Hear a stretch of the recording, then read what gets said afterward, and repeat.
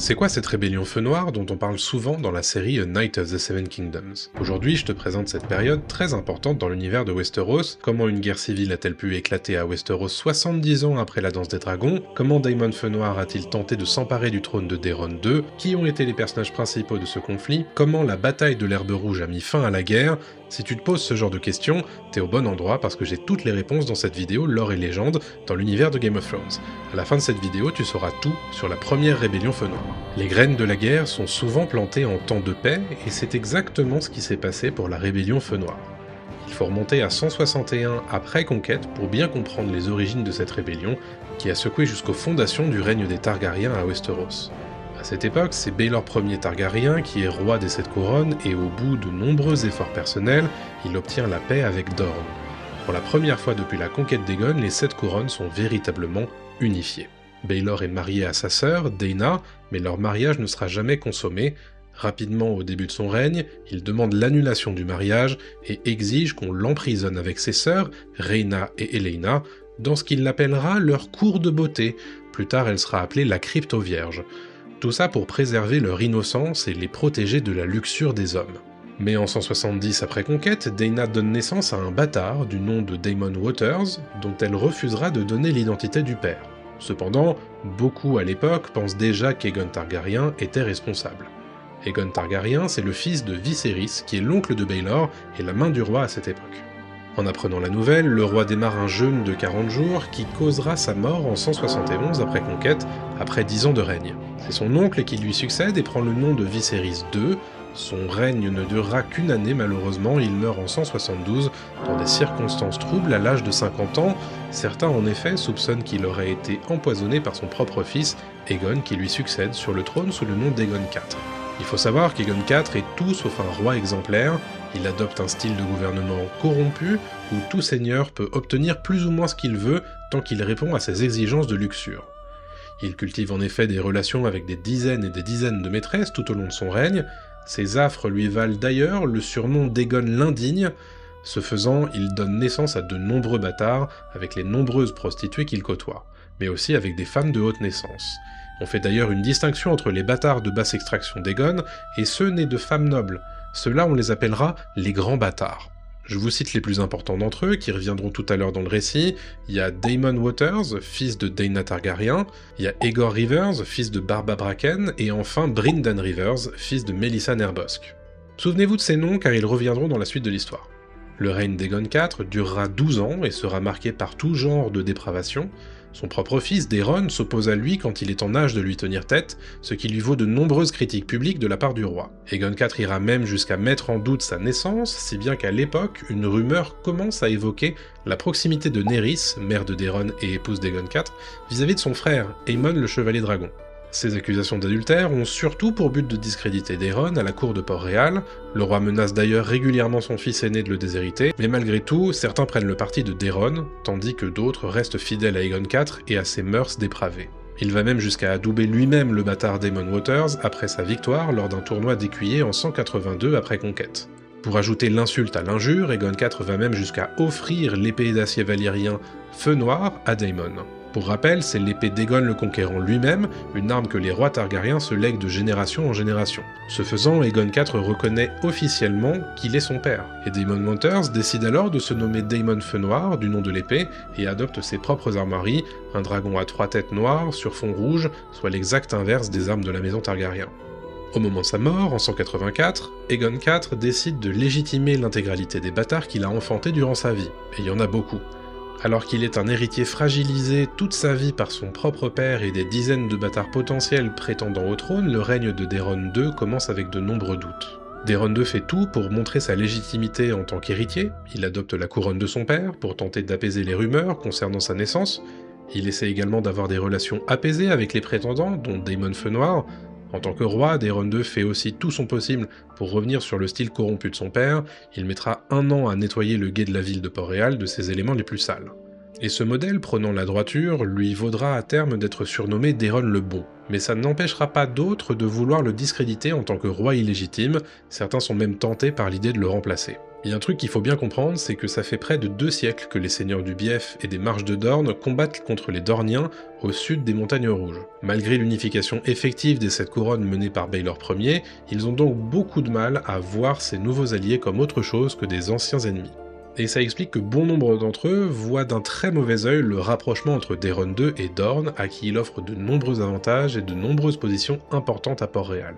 Certains d'entre eux pointent du doigt le mariage entre Daeron et Mirria Martell, une Dornienne, mais aussi leur descendance. Baelor Targaryen a beau être le chevalier parfait et l'héritier parfait, il n'en a pas moins les cheveux bruns comme sa mère dornienne, et non d'un blond platine, typique des Targaryens.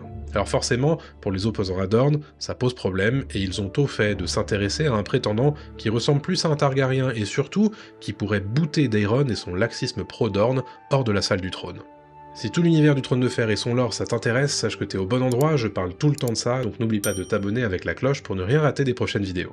Ce prétendant, vous en doutez, c'est Daemon Feu Noir. Comme je vous le disais, Daemon Waters est le fils bâtard de la princesse Daena Targaryen et d'Aegon IV Targaryen qui l'a légitimé en l'adoubant et en lui donnant l'épée Feu Noir dont il a pris le nom pour sa maison. Un truc à savoir sur Daemon Waters, c'est qu'il a toutes les caractéristiques physiques d'un guerrier et d'un roi. Il est grand, il est puissant, il a aussi tous les traits habituels du parfait Targaryen, il a de longs cheveux argentés, des yeux violets, il est particulièrement beau, on dit même de lui qu'il ressemble au portrait d'Aegon le Conquérant, un parallèle que renforce d'autant plus le fait qu'il possède l'épée d'Aegon Ier. Sa mère, Daena, le nomme Daemon, en hommage à Daemon Targaryen, champion et mari de Rhaenyra durant la danse des dragons. Daemon passe sa jeunesse dans le donjon rouge de Port-Réal où il apprend à se battre sous l'enseignement de Quentin Boulle, le maître d'armes de la famille royale. Et il montre très rapidement son potentiel pour les armes et pour devenir un excellent chevalier, comme l'indique son adoubement dès l'âge de 12 ans, à la suite de sa victoire lors d'un tournoi d'écuyer en 182 après conquête. C'est le roi Aegon IV lui-même qui l'adoube et lui donne l'épée Feu Noir en face d'un public, ce qui équivaut à une reconnaissance officielle du jeune Daemon Waters en tant que son fils. Dès lors, Daemon décide de prendre le nom de Daemon Feu Noir et adopte ses propres armoiries inspirées de celles des Targaryens. Le fait que Daemon possède Feu Noir renvoie la symbolique qu'il devrait être roi, car l'épée d'Aegon est un symbole de royauté qu'on se passe de roi en roi. Daemon est marié à Rohanne de Tyroche par Aegon IV, qui souhaite négocier un accord avec l'archonte de Tyroche. Le jeune homme accepte avec la promesse de son père qu'il pourra avoir plus d'une femme, chose que son demi-frère Daeron II lui refusera une fois qu'il sera roi. Le nouveau roi paiera cependant la dot de leur mariage et offrira des terres à Daemon le long de la Nera avec l'autorisation d'y bâtir un château.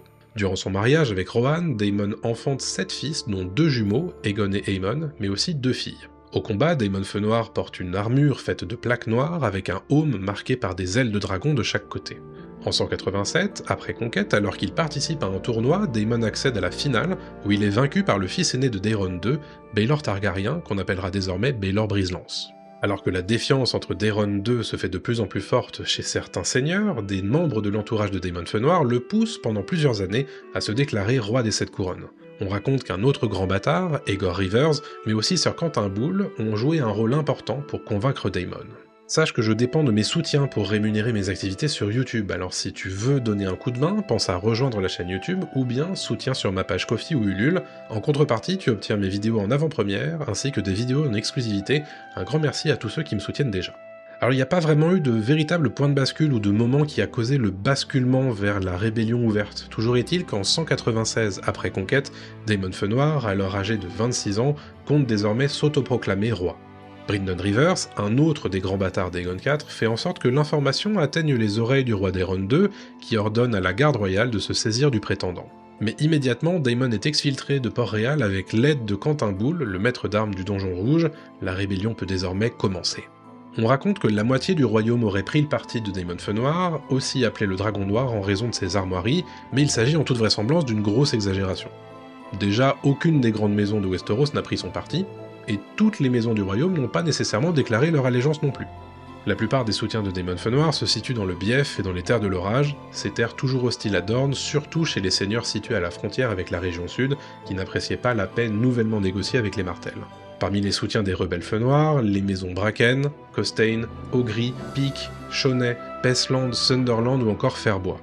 Les loyalistes de Daeron, alors appelés le Dragon Rouge par opposition au Dragon Noir de Daemon, sont bien plus nombreux et puissants. On compte déjà toutes les maisons suzeraines, mais aussi les maisons Caswell, Darry, Fangay, Leford, Penrose, Petit Bois, Templeton, Tissier et Vambois.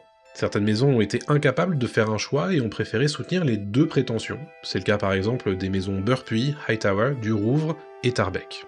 La rébellion Feu Noir a duré près d'un an et tout au long de la guerre, de nombreuses batailles éclatèrent aussi bien dans le Val que dans les terres de l'Ouest, le Conflent ou bien le Bief. Quentin Boulle, parfois connu sous le nom de Boule de Feu, a par exemple attaqué les terres de l'Ouest où il a tué le seigneur Leford, aux portes de Port-Lanis où il a vaincu Daemon Lannister. Et c'est toujours ce même Quentin Boulle qui s'est rendu dans le Conflent et a tué tous les fils de Dame Penrose, sauf le plus jeune. Du côté des loyalistes, Léo Tyrell s'est illustré durant la première rébellion Feu Noir en tant que commandant pour Daeron II. Il a remporté en effet plusieurs victoires dans le Bief contre des soutiens de Daemon Feu Noir. Le roi Daeron II, d'ailleurs, finit par se montrer impatient face à sa main du roi, le seigneur Ambrose Burpuy, qu'il considère inefficace au point de douter de sa loyauté. Il décide alors de le remplacer par le seigneur Fanguet. Cette décision arrive quelque temps avant la bataille finale qui a lieu sur le champ d'herbe rouge. Tu veux discuter de Game of Thrones et de son univers avec des fans? Mon serveur Discord est fait pour ça. On y discute des séries, des livres et de plein d'autres choses, alors rejoins-nous. Après des mois de combat, l'armée Feu Noir se dirige vers Port-Réal avec la ferme intention de prendre la capitale. Mais il faut ajouter que la veille de la bataille, un archer tombe nez à nez avec Quentin Boulle et le tue alors qu'il est en train de boire de l'eau. Le seigneur Bracken, acquis à la cause Feu Noir, est quant à lui retardé par des tempêtes en mer alors qu'il revenait des Sauces avec des arbalétriers embauchés à Myre. La bataille finale a lieu sur le champ d'herbe rouge, sur la route royale au sud de Port-Réal. L'armée rebelle de Daemon Feu Noir approche de la capitale et compte saisir la ville tout comme le trône. Le seigneur Léo Tyrell, lui, n'a pas pu amasser ses troupes suffisamment rapidement pour venir au combat à temps. C'est donc le seigneur Donnel Arryn qui mène l'avant-garde de l'armée de Daeron II Targaryen.